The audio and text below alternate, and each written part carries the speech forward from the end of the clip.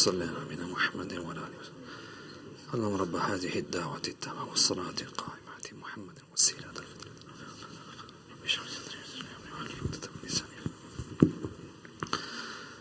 إن الحمد لله تعالى نحمده ونستعينه ونستغفره ونعوذ بالله من شرور أنفسنا ومن سيئات أعمالنا من يهده الله فلا مضل له ومن يضلل فلا هادي له أشهد أن لا إله إلا الله وحده لا شريك له وأشهد أن محمدا عبده ورسوله صلى الله عليه وعلى آله وأصحابه الذين كانوا يهدون بالحق وبه يعدلون وسلم تسليما كثيرا إلى يوم يبعثون.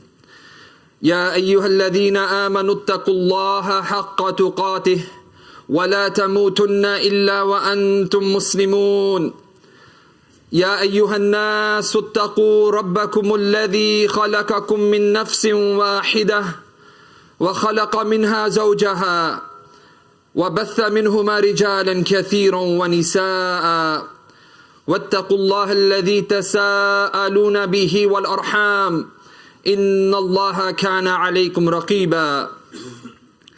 يا أيها الذين آمنوا اتقوا الله وقولوا قولا سديدا يصلح لكم أعمالكم ويغفر لكم ذنوبكم ومن يطع الله ورسوله فقد فاز فوزا عظيما. أما بعد.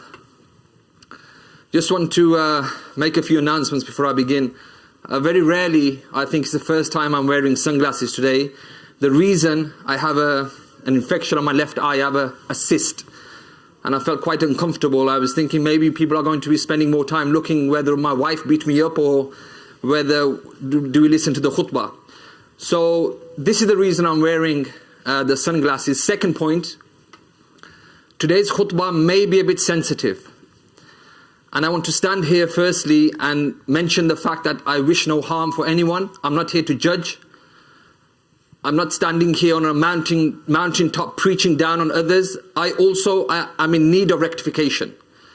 But I want to begin with a disclaimer because it's an important topic.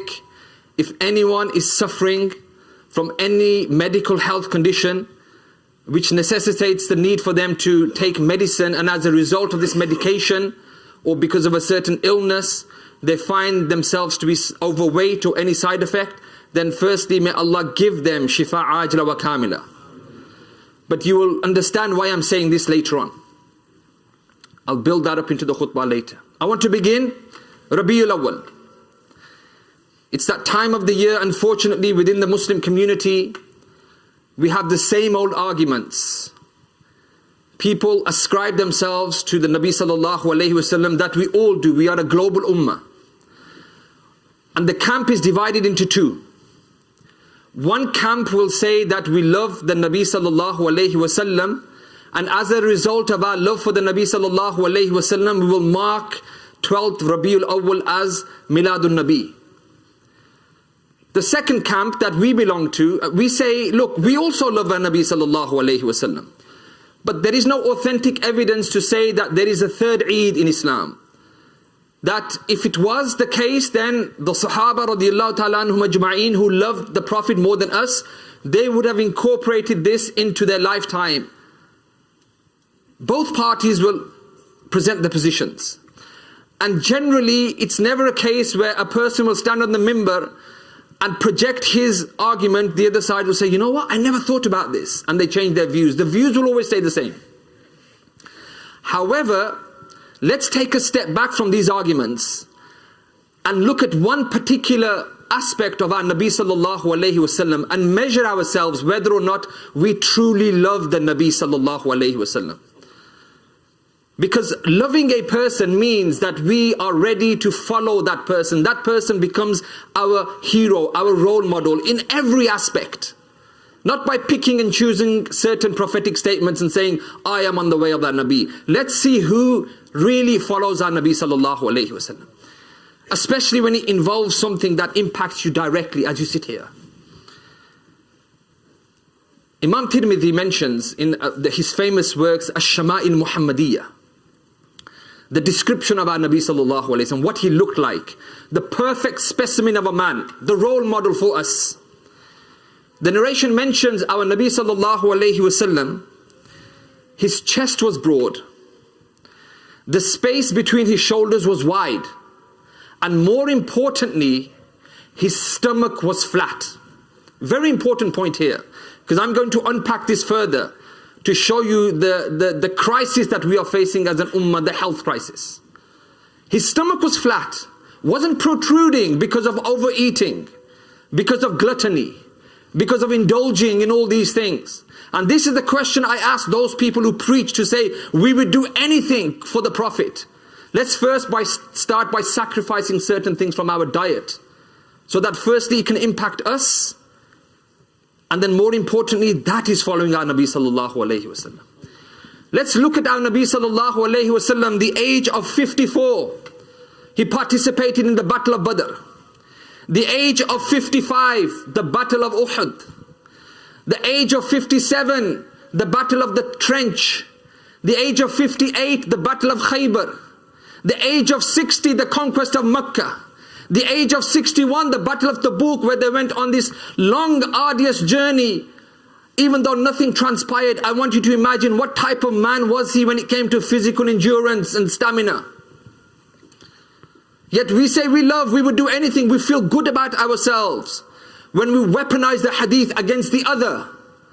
But when we look into our own lives, especially when the Diabetes UK and the British Heart Foundation say certain things like 1 in 5 people who are from the South Asian community have diabetes over the age of 25, whereas 1 in 10 from the general population have diabetes.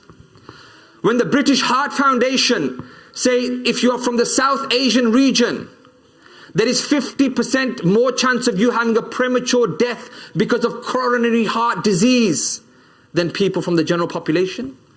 Because of our diet, what we eat, salts, refined carbohydrates, processed food, all of these things, and yet we say we love our Nabi sallallahu alayhi wa sallam.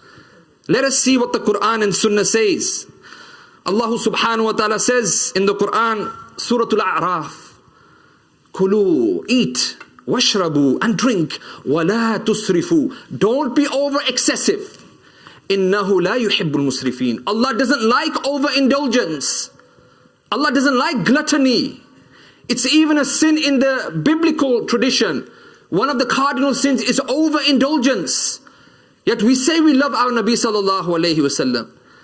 Yet our health is suffering, goes against the commands of Allah subhanahu wa ta'ala.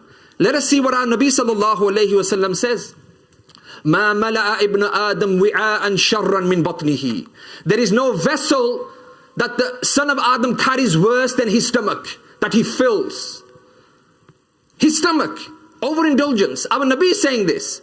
Yet everyone is saying, we love our Nabi, we would die for our Nabi. We're not saying die for the Nabi. We're saying just sacrifice those donuts and cakes or whatever else it is. Because this is an epidemic. Thus, and the hadith goes on to mention, ثُلُث لِطُعَامِهِ ثُلُث لِشَرَابِهِ وَثُلُث لِنَفْسِهِ. Enough is 1/3 for food, 1/3 for water or fluids, and 1/3 for digestion. That is the Nabi sallallahu alayhi wa sallam. And unfortunately, people will be feasting on these days. And again, I'm not trying to attack a group, I'm talking both people, because one particular group of people, yes, they will be feasting on this occasion, but people who have the opposing argument, let them also measure their lifestyle against the Nabi sallallahu alayhi wa sallam. Is this ittiba'i Rasul also? Is this following our Nabi sallallahu alayhi wa sallam when he himself said there is no vessel worse than the stomach of the son of Adam that he fills than this stomach here? Allah subhanahu wa ta'ala mentions Surah Al-Baqarah. Ya ayyuhalladhina amanu kulu min tayyibati ma razaqnakum. O you who believe, eat from the lawful that we have provided. And this just doesn't mean halal and haram. This is a divine instruction to consume what is healthy and what is beneficial for your body. It's a divine command. You know, Allah hasn't created all the thamarat in the dunya just for display. You know, there's a reason behind this. وَالتِّينَ وَالزَّيْتُونَ وَالنَّخِيلَ وَمِن كُلِّ ثَمَرَاتٍ. Allah mentions the olives, the dates, and the grapes, and all the other fruits. إِنَّ فِي ذَلِكَ لَآيَةً لِقَوْمٍ يَتَفَكَّرُونَ. Indeed, there are signs if you ponder. If you ponder, there are signs in even the fruit. And if you look at the fruit, grapes, for example, they have high level of potassium, reduces your blood pressure. If you look at dates, they have a certain type of sweetness, not like your normal Nestle and Cadbury sweetness. This is beneficial for you. You have the other fruits that I will go through. Rumman is mentioned, pomegranate is mentioned 3 separate times in the Quran. What are the doctors saying about pomegranate? They call it a superfood. Lowers your cholesterol. Lowers your cholesterol, fights all, it's an antioxidant. And yet we say we love our Nabi sallallahu alayhi wasallam. Allah swears by the fig and the olives. Wattini wa zaytun. Allah swears, our Lord. We all say we are on tawheed, we love Allah more than anyone. Well, what about our eating patterns when Allah is telling us wattini wa zaytun, by the fig and the olives? And these are predominantly found, especially the olives, in the Mediterranean peninsula part of the world. And those people who have been researched who live in the Mediterranean, they live longer. They live longer, they have a healthier lifestyle because they have these olives and stuff. Now, one side point here, I mentioned this in another khutbah at a different place, and again we miss the trees for the forest. Akhi, it's haram, you can't say this. It's only Allah who decrees. Of course, nobody's saying Allah doesn't decree when you're going to die and certain food is going to override the decree of Allah. No, you could die when you're 20 and be the super fittest person. But imagine if Allah decreed that you live till you're 90 and your diet isn't good. And by the age of 40, you become bedbound. When you're 45, if you walk up and down the street, you're panting out of breath. You keep going in and out of the hospital because of dialysis, whatever, and the doctors keep saying, it's your lifestyle choice. It's your diet. You have to change it. And you're saying, no, we only live once, let's enjoy. So this is very important, brothers, to understand. Also, the bee. Amazing. Again, a creation of Allah. يَخْرُجُ مِن بُطُونِهَا شَرَابٌ مُخْتَلِفٌ أَلْوَانُهُ. From the stomach of the bee comes a drink that has multiple colors, meaning the honey. فِيهِ شِفَاءٌ لِلنَّاسِ. In it is a remedy, a cure for mankind. Every time you go to anywhere, go Holland and Barrett's, look at the different types of honey. The more potent the honey is, the more expensive. Amazing antibacterial, antioxidants. Great enzymes for digestive issues. If you have burns, you can apply it topically on your skin. This is what Allah is showing. The Manuka honey, you have the Sidr honey, you have the Kashmiri honey, different types, yet we prefer the donuts and you know, all these things, and we prefer, even though we have an obesity crisis, to use certain times of the year, especially the Maulvi Saabs, to make people spend and overindulge on food. Now you know the evidences. So the next time somebody dies, and Maulana Saab says, oh, on the 3rd you have to do a khatam. On the 40th you have to do a khatam. Every year you have to eat and call people. We say, what is wrong with you, Maulvi Saab? Maulvi Saab, there's a contradiction. Because when somebody from your family dies, we do not get invited for a khatam. You don't do the khatam then. Even though, side point, khatam is an innovation. Man amila amalan laysa alayhi amruna fahuwa rad. Anyone who does anything that the Nabi never did, it will not be accepted. But those people say, it's done for ithal, you know, it's thawab. Okay, you're going to invite 200 people and feed them and make them more obese, and you're going to think it's going to benefit the soul?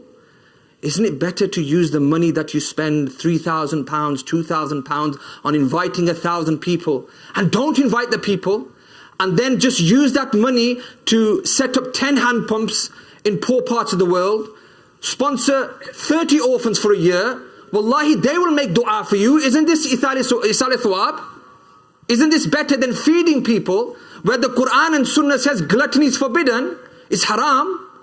So this is an important point we need to understand. Again, now let's take it from what the government says. According to studies in the UK, Diabetes UK, like I mentioned, they have stated that people from South Asian backgrounds are up to 6 times more likely to have diabetes than the general population.